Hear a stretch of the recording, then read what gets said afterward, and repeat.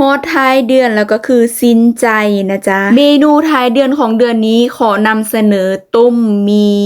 ซึ่งมื้อนี้พวกเราจะกินต้มมีกันจ้าค่อยกับพ่อบ้านก็คือมักคนละแบบนะจ๊ะดังนั้นจะให้มากินคือกันบ่ได้ส่วนอันว่าต้มมีของพ่อบ้านของค่อยนั้นก็จะใส่ปลาหมึกหั่นลงไปส่วนอันว่าต้มมีของค่อยนั้นก็จะใส่ผักใส่หญ้าหั่นแหละลงไปนํเนื่องจากว่าต้มมีมันมีสองแบบอะเนาะสองรสชาติหั่นนะดังนั้นหม้อก็จะคนละหน่วยไปโลดแหละมื้อนี้ก็คือวันเสาร์หั่นนะพ่อบ้านค่อยก็เลยส่วนค่อยหันไปย่างเลาะพ่อบ้านของค่อยก็คือส่วนค่อยไปหลายบ่อนอยู่แต่ว่ายังบ่ทันได้ตกลงกันซ้ำว่าจะไปบ่อนใดดีไว้ให้พวกค่อยกินข้าวให้อิ่มๆพุ่นล่ะถ้าหากว่าคิดได้แล้วจังสิบอกว่าสิพาไปเลาะบ่อนใดนะป้าสีสันหม้อต้มมีของพ่อบ้านค่อยก็คือเป็นตาเจ็บท้องแท้ว่าเบิ่งสีของน้ำต้มมีก็คือแดงแแหมโดยปกติแล้วพ่อบ้านค่อยจะกินมีนะก็คือ2ห่อขึ้นไปแต่ว่ามื้อนี้นางเป็นอีหยังก็บ่ฮู้นั่นล่ะว่าบ่ให้ต้มมีแต่ห่อเดียวท่าแต่ว่าให้ใส่มักถั่วงอกหันลงไปนำคนเกาหลีบางคนเขาเจ้าก็มักกินได้อันมักถั่วงอกหันโดยเฉพาะพ่อบ้านของค่อยก็คือมากส่วนอันว่าค่อยแท้ผัดบ่ปานใดคือว่าละเนาะของกินเนาะขึ้นกับผู้มักได้แม่เบิ่งหม้อต้มมีของค่อยก็คือดับเบิล2ห่อไปเลยจ้ารุ่นนี้ก็คือกินกะไว้ให้ออกทางเก่าโลนะส่วนหม้อต้มมีของพ่อบ้านค่อยหลังจากที่มีหันเริ่มสุกแล้วก็จะใส่ปลาหมึกหันลงไปสุกไว้อยู่ดอกลำว่าต้มมีซื่อๆเนาะแต่ว่าคลิปที่ค่อยตัดมาก็คือยา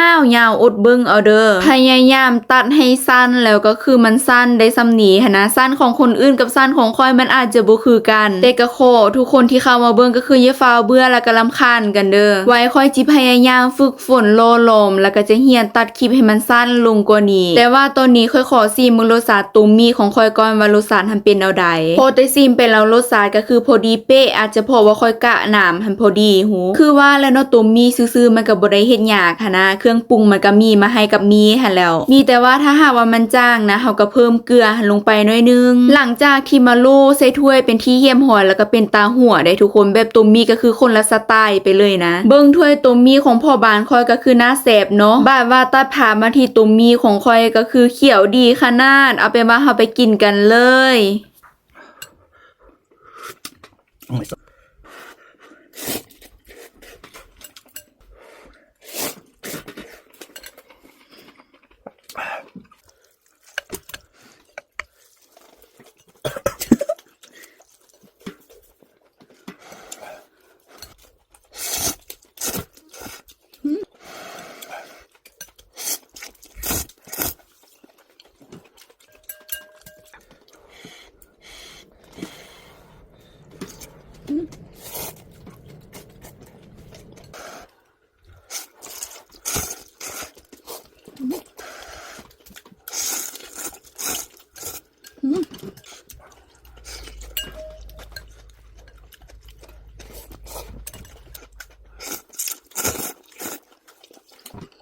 เดี๋ยวนั้นเลยบอกว่าให้ต้ม2ห่อแม่บ่ต้มบัดสุดท้ายมาก็บ่อิ่มเบิ่งเอาพ่อบ้านข่อยนะก็คือไปตักเอาข้าวจ้า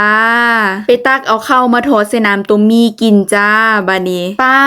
เบิ่งข้าวพ่อบ้านข่อยแม่ก็คือระดับ2คนพู้นนะกินขึ้นไปนะข่อยเห็นแล้วอิ่มแทน